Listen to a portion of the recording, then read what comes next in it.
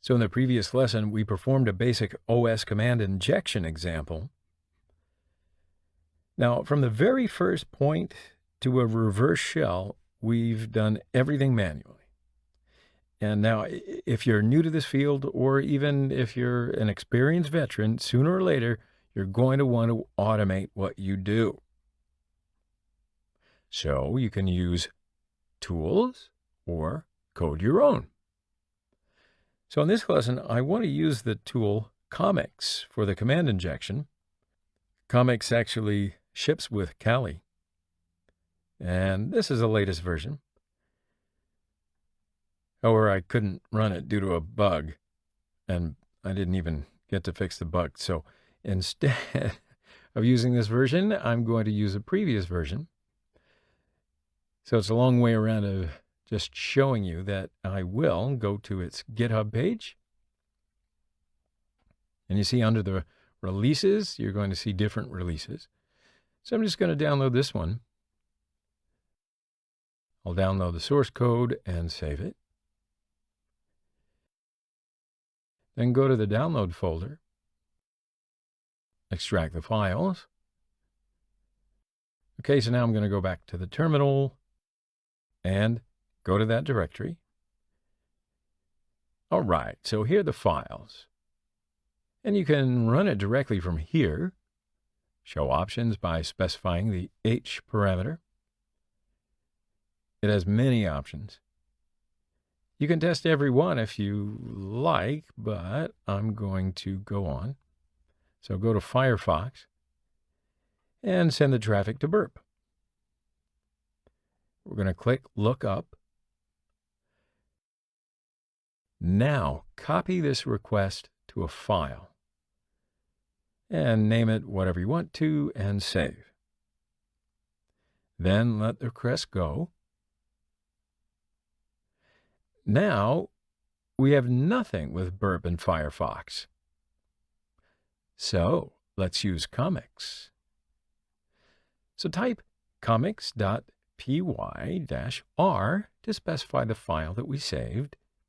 P is for the parameter in the request to test, and all to test and check for everything Commix tests. And hit enter. So it gets something. Okay, I'm not alone. Commix also displays a password file first. Now it also enumerates this system in detail. And below, it asks to open a shell style interface. So, of course, I hit enter to accept. And this is the Commix style shell. So now you can run OS commands from here. uname-a, ID, and Commix can also create a reverse shell for us. So type in reverse TCP. Now, you may recall Metasploit. Okay, so set the local host to the IP address of your Kali, and then set the local port on Kali to listen for the reverse connection. I'm going to say 4445. And now you must choose which type of shell you want. And let's see, we've already done the Netcat style shell.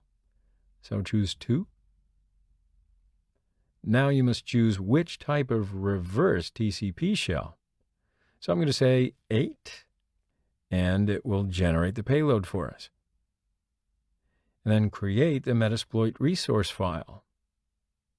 All right, so I'm going to just split the window, then copy the resource file and paste it in here and add a queue for the parameter to start Metasploit in quiet mode. Then hit enter. Now the RC file creates a multi-handler with its options, and then exploit. So that way the generated reverse TCP payload on bbox connects to the handler on Kali. And the interpreter session is open. So type sysinfo And this command shows a short view of the system and the session information, and the get UID for the user of the session. Now you can run your post modules or do some privilege escalations on the system. That's entirely up to you, whatever you want. Oh, and one last thing. So as I observe this shell, it's not as consistent as the Metasploit reverse TCP shells. So I don't know why this would be, but in your system, it may indeed still be different.